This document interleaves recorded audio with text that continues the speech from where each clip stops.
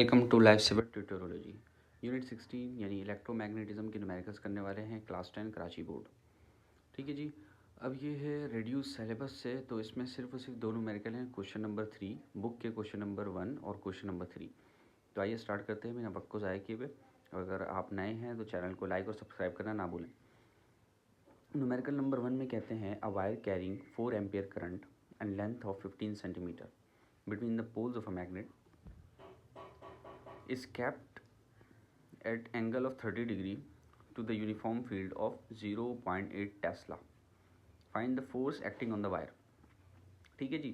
हमें कह रहे हैं कि एक वायर है जिसमें करंट है 4 एम्पियर का, ठीक है, और उस वायर की लेंथ 15 सेंटीमीटर है, जो कि कहाँ पे है, पोल्स, मैग्नेट पोल्स के दरमियान है, ठीक है। और जो एंगल है वो है 30 डिग्री का, यूनिफॉर्म फील्ड है, मैग्नेटिक फील्ड यूनिफॉर्म है, और उस यूनिफॉर्म फील्ड की जो स्ट्रेंथ है वो 0.8 टेस्ला है।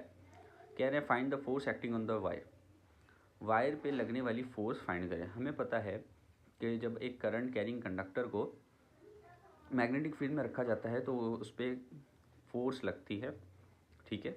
उसी फोर्स को कैलकुलेट करने कह रहे हैं, ठीक है। ये टॉपिक आपने पढ़ा होगा, फोर्स करंट कैरिंग कंडक्टर, ठीक है, force on a current carrying conductor वाले टॉपिक के अंदर, जिसका फॉर्मूला होता है F=BIL sin थीटा, ठीक है। तो डेटा में हमारे पास 4 एम्पियर करंट है, एंगल दिया हुआ है 30 डिग्री का, और मैग्नेटिक फील्ड है 0.8 टेस्ला। लेंथ गिवन है 15 सेंटीमीटर, तो सेंटीमीटर है। बाकी सारी चीज़ें स्टैंडर्ड यूनिट में है, SI यूनिट में है, तो हम क्या करेंगे, लेंथ को भी SI यूनिट में कन्वर्ट कर देंगे, मीटर्स में कन्वर्ट कर देंगे, ठीक है। तो मीटर्स में कन्वर्ट करने के लिए हम क्या करते हैं, 100 से डिवाइड करते हैं। सेंटीमीटर को मीटर्स में कन्वर्ट करने के लिए 100 से डिवाइड करते हैं, तो ये आ जाती है वैल्यू मीटर्स के अंदर, ठीक है। 15 डिवाइड बाई 100 जो कि 0.15 आएगी वैल्यू, ठीक है।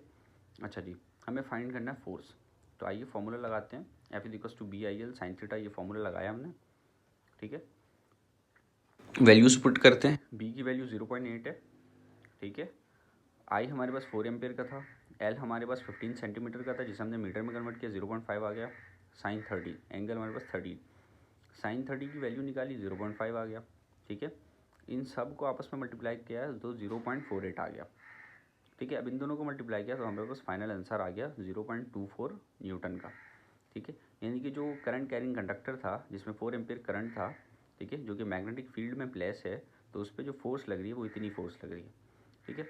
सेकंड न्यूमेरिकल जो कि इस चैप्टर का लास्ट न्यूमेरिकल है, क्योंकि रिड्यूस सिलेबस कर दिया है तो टॉपिक्स रिड्यूस हुए तो साथ में न्यूमेरिकल्स भी रिड्यूस होते हैं, ठीक है। ये एक इम्पॉर्टेंट कॉन्सेप्ट है, याद रखिएगा। जो टॉपिक्स हटा दिए गए हैं उनके न्यूमेरिकल्स भी नहीं आएंगे, ठीक है। कह रहे हैं कि transformer is needed to convert a mains 220 volt supply into a 12 volt supply if there are 2200 turns on primary coil, then find the number of turns on the secondary coil, ठीक है। तो इन्होंने बहुत सारी चीज़ें हमें बता दी, बताया कि एक ट्रांसफार्मर है, ठीक है, और उसकी सारी चीज़ें बता दी। उस ट्रांसफार्मर को करना क्या है, 220 वोल्ट को 12 यानी कि 12 वोल्ट में कन्वर्ट करना है, यानी कि 220 वोल्ट को उसको 12 वोल्ट में कन्वर्ट करना है, यानी कि स्टेप डाउन ट्रांसफार्मर है, ठीक है। और प्राइमरी कॉइल में जो टर्न्स है, वायर से जो टर्न बनाए गए हैं वो 2200 टर्न्स हैं, ठीक है, यानी कि वो 2200 टर्न्स है, 2200, ठीक है, प्राइमरी कॉइल में। अब ये कह रहे हैं कि सेकेंडरी कॉइल में नंबर ऑफ टर्न्स बता दें, ठीक है। तो Vp=220 वोल्ट, ठीक है। वोल्टेज जो कि प्राइमरी कॉइल में है वो के 220 है, सेकेंडरी कॉइल में 12 वोल्ट हमें मिलेगी आउटपुट के तौर पर, और number of turns in primary coil वो हमारे पास 2200 टर्न्स है। हमें NS फाइंड करना है, यानी कि number of turns in secondary coil, ठीक है। तो आइए फॉर्मूला लगाते हैं। फॉर्मूला कौन सा लगेगा, ये फॉर्मूला लगेगा EMF वाला, ठीक है, VS/VP=NS/NP, जो हमने ट्रांसफार्मर में पढ़ा था। तो वही फॉर्मूला लगाते हैं, VS/VP=NS/NP, ठीक है। VS की वैल्यू क्या है, हमारे पास 12 है, VP की वैल्यू हमारे पास 220 है, NS हमें फाइंड करना है, और NP की वैल्यू हमारे पास 2200 है, ठीक है। तो हमने क्या किया, इसको यहीं छोड़ दिया, इसको डिवाइड में से इक्वल टू की दूसरी साइड भेजा, मल्टीप्लाई में आ गया, तो 12 × 2200 डिवाइड बाई 220, तो 220 × 220 और 220 10 ज़ा 2200, ठीक है। तो ऊपर 10 बच गया और 12 बच गया जो कि मल्टीप्लाई की फॉर्म में, ठीक है। नीचे कुछ भी नहीं बचा यानी 1 बचा, ठीक है। जब हमने इन दोनों को मल्टीप्लाई किया तो हमारे पास 120 आ गए। तो number of turns in secondary coil कितने हैं? 120 टर्न्स, ठीक है। यहाँ तक रिड्यूस सिलेबस के अकॉर्डिंग आपका ये चैप्टर कंप्लीट हो गया इलेक्ट्रोमैग्नेटिज्म का। अगर कोई क्वेश्चन है तो काइंडली पूछ सकते हैं आप, मेल कर सकते हैं या फिर कमेंट कर सकते हैं। अगर आपको वीडियो अच्छी लगी है तो काइंडली लाइक और सब्सक्राइब करना ना भूलें और अपने दोस्तों को शेयर करना ना भूलें। Thank you.